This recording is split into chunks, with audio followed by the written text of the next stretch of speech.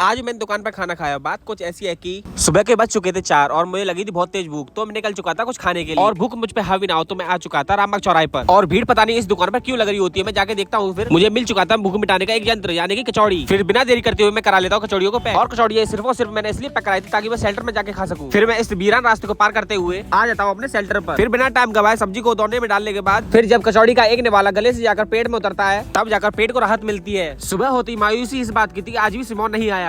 इन बातों को साइड में रखकर दुकान खोलने के बाद मैं लग जाता हूँ अपने क्रियाकलाप को पूरा करने के लिए, क्योंकि मंडी से आई हुई सब्जियों को दोबारा लगाना भी होता है। फिर सुबह की ड्यूटी मेरी खत्म होते ही पापा को बैठा कर मैं निकल जाता घर के लिए। फिर मैं जब घर पे आ जाता हूँ तो घर पे आके देखता हूँ कि मेरी दादी चावलों को साफ कर रही थी। फिर जब दादी मुझे देखती है तो खुश हो जाती है और नव्या के दांत तो कभी बंदे नहीं होते। फिर मैं रेडी होने के बाद निकल जाता हूँ अपनी दुकान के लिए। और आज दुकान पर कस्टमर भी बहुत कम आ रहे थे क्योंकि आज बारिश भी हुई थी। ऊपर से मौसम की अदला बदली की वजह से मुझे सर्दी भी हो गई है। रात होते ही पापा दुकान को बढ़ाने के लिए आ जाते हैं। फिर जब तक पापा दुकान पर बैठकर पैसों को एकत्रित करते हैं तब तक मैं घर से आए हुए लंच को खाने के लिए बैठ जाता हूँ। और खाना खाने से पहले बता देता हूँ लंच इसलिए आया था क्योंकि बारिश की वजह से घर तक जाते टाइम भीग ना जाऊँ, इसलिए घर से लंच में मंगवा लेता हूँ। फिर खाना खा के देखता हूँ तो सब्जी बहुत अच्छी बनी हुई थी। अगर ब्लॉग अच्छा लगा हो तो वीडियो को लाइक शेयर सब्सक्राइब कर देना। Bye bye.